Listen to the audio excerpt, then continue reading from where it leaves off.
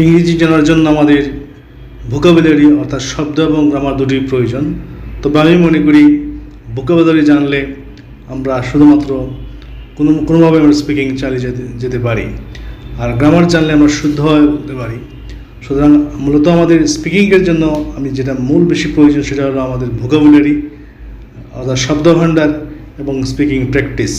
আমি অনেক শব্দভাণ্ডার জানি, কিন্তু আমি কথা বলি না, তাহলে আমার স্পিকিং হবে না। তো একটা হলো স্পোকেন, একটা হলো স্পিকিং। স্পোকেন বলে মানে হলো এই কোনো রকম ভাষা চালিয়ে যাওয়া, আর স্পিকিং মানে অনবরত যে কোনো বিষয়ের উপরে ইংরেজিতে কথা বলা। আমি এই স্পিকিংয়ের জন্য অন্যতম একটা প্রক্রিয়া মনে করি আমাদের জানাশোনা যে গল্প যেগুলো আছে সেই গল্পগুলো আমরা নিজের ভাষায় অর্থাৎ যতটুকু পারি বারবার বলা। একটা গল্প পড়ে সেই গল্প নিজের ভাষায় আমরা বলে প্র্যাকটিস করব। বারবার প্র্যাকটিস করলে আমাদের স্পিকিং অনেকটা বেড়ে যাবে। আমরা যে বিভিন্ন টপিক নিয়ে আমরা কথা বলতে পারি, টপিক নিয়ে কথা বললে ভালো, তবে টপিক নিয়ে প্রাথমিকভাবে কথা বললে যে আমাদের সমস্যাটা হয় সেটা হলো আমরা টপিকের বিভিন্ন বিষয়ে আমরা জানি না, বিভিন্ন ধরনের বিষয়ে আমাদের জ্ঞান না থাকলে সেই বিষয়ে কোনো কথা চালিয়ে যাওয়া যায় না। কিন্তু আমাদের কিছু কিছু গল্প আছে যে গল্পগুলো আমরা সবাই জানি। এই যেমন আমাদের শেয়ালের গল্প, কচ্ছপ এবং খরগোশের গল্প, রবার্ট ব্রুস নামে একজন রাজা পরাজিত হয়েছিলেন তার গল্প। এই সমস্ত কিছু গল্প আছে, সেই গল্পগুলো ঘটনা আমরা জানি, অথবা একবার পড়ে ফেললে আমরা ঘটনাগুলো মোটামুটি আমরা বলতে পারি। আর সেই ঘটনাগুলো যখন আমরা জানবো আমাদের মাথায় থাকবে, আর সেই অনুযায়ী আমরা প্র্যাকটিস করব, কথা বলবো, তখন আমাদের স্পিকিং পাওয়ারটা বাড়বে। আমি একটা গল্প আজকে ইংরেজিতে বলবো, সেটা আমি আসলে কারোর জন্য নয়, আমি নিজে আমার স্পিকিং প্র্যাকটিস করার জন্য। এর মাধ্যমে যদি কারো কিছু শেখা হয় তাহলে অবশ্যই ভালো। আমি ইংরেজি গল্পটা আমরা ওয়ার্ড ফর ওয়ার্ড আমরা ব্যাখ্যা করব, ব্যাখ্যা করে পরে আমরা ইংরেজিতে বলবো। যেমন আমাদের সেই গল্প, সেই আগের গল্পটা আমাদের জানা আছে, রবার্ট ব্রুস নামে একজন রাজার গল্প। উনি ওনার ইংলিশ সেনাবাহিনীর সাথে যুদ্ধে উনি পরাজিত হন। পরাজিত হওয়ার পরে উনি কী করেন, উনি পালিয়ে যাওয়ার পরে একটা গুহায় আশ্রয় নেন। সেই গুহায় গিয়ে উনি একটা মাকড়সাকে লক্ষ্য করেন। মাকড়সা সে জাল বুনতে চেষ্টা করেছিল।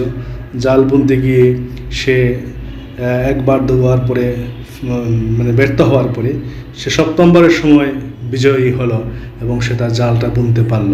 তখন রাজা ব্রুসু সেটা দেখে অনুপ্রাণিত হওয়ার পরে উনি চিন্তা করলেন, একটা মাকড়সা যদি 7 বার চেষ্টা করার পরে 7 বারের সময় সে সফল হয়, তাহলে আমি একজন মানুষ হয়ে আমি কোনো চেষ্টা করে পারবো না। তখন তিনি গুহা থেকে বের হয়ে গিয়ে উনি ওনার বাহিনী গ্রহণ করার পরে শত্রুর উপর ঝাঁপিয়ে পড়ার পরে শত্রুরা পালিয়ে গেল এবং তিনি আবার বিজয়ী হলেন। অর্থাৎ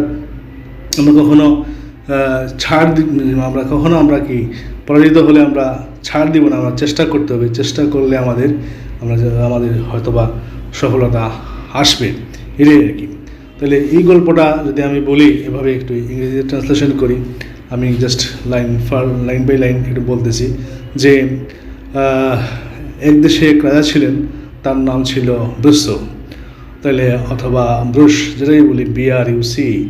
once there was a king in a country named Brush. Once মানে একদা there lived, সেখানে বাস করতেন a king, একজন রাজা named ব্রুশ নামে। He fought with his army, তিনি যুদ্ধ করেন আর্মিদের সাথে। He fought, তিনি যুদ্ধ করেন, ফাইট মানে যুদ্ধ করা, ফাইট থেকে ফোর্ট, যুদ্ধ করেন with English soldier or English army, English বাহিনীর সাথে তিনি যুদ্ধ করেন। তিনি পরাজিত হন। হি ওয়াজ ডিফিটেড, তিনি পরাজিত হন। ডিফিট মানে পরাজিত হওয়া, হি ওয়াজ ডিফিটেড, পরাজিত হন। দেন হি রেন অ্যাওয়ে, তারপর তিনি পালিয়ে যাওয়া হলো রান অ্যাওয়ে, যেহেতু পাস্ট টেন্সে সেই জন্য বলবো রেন অ্যাওয়ে। দেন হি রেন অ্যাওয়ে এবং তারপরে আশ্রয় নেন একটা গুহার মধ্যে। And then he took shelter, তিনি আশ্রয় নেন ইন এ কেভ, একটা গুহার মাঝে। কেভ মানে হলো গুহা। সেখানে তিনি একটা মাকড়সাকে ফলো করেন। দেন সেখানে তিনি ফলো করেন, হি ফলোড এ স্পাইডার। স্পাইডার মানে হলো মাকড়সা। হি ফলোড এ স্পাইডার। মাকড়সাটি কি মাকড়সাটি যার জাল বুনতে ছিল, the spider was spinning its net. মাকড়সা যার জাল বুনতে ছিল, হি ফেইল্ড এগেইন এগেইন, সে বারবার ব্যর্থ হলো। He failed again again and at his seventh attempt, তার সপ্তম অ্যাটেম্পটে হি বলতে অথবা ইট বিকেম সাকসেসফুল, এটা সফল হলো। এই ঘটনা ব্রুসুকে অনুপ্রাণিত করলো। দিস ইনসিডেন্ট ইন্সপায়ার্ড ব্রুসু, মানে অনুপ্রাণিত করলো ব্রুসুকে, মোটিভেট করলো ব্রুসুকে। দিস ইনসিডেন্ট ইন্সপায়ার্ড আর মোটিভেটেড ব্রুসু। তিনি কেভ থেকে বের হয়ে আসলেন। He came out of the cave, তিনি কেভ থেকে বের হয়ে আসলেন।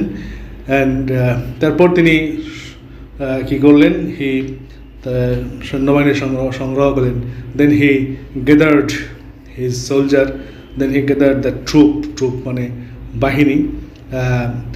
হি অ্যাটাকড অন দ্য আর্মি, তিনি আর্মিদের উপরে আক্রমণ করলেন। He attack the army, the army was defeated, army কী হলো, পরাজিত হলো। And this is how he got back, এভাবেই তিনি ফিরে পেলেন হিজ কান্ট্রি, তার দেশ উনি ফিরে পেলেন।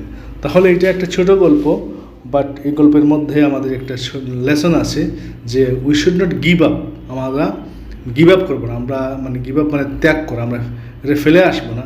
ইফ উই আর ডিফিটেড, কারণ after defeat sometimes we get victory if we try hard, যদি আমরা প্রচুর চেষ্টা করি। এখন এই গল্পটা আমি বললাম, এখন গল্পটা যে কোনো জনের মাথায় আছে বিষয়টা কী, এখন গল্পটা আমি চেষ্টা করতে পারি, ইংরেজিতে বলে বারবার চেষ্টা করতে পারি নিজে। আমি যেহেতু ঘটনা জানি, তখন আমাদের মানে যে জড়তা আছে সেটা আমি বলতে পারি। Once there was a king name Bruce, he fought against his army, or he fought against English army, but he was defeated. Unfortunately, he was defeated. He ran away from his country and he got shelter in a cave. Here he followed a spider. The spider was trying to spine its net, but the spider failed again and again, and at his last attempt it became successful. That means at his seventh attempt it became successful.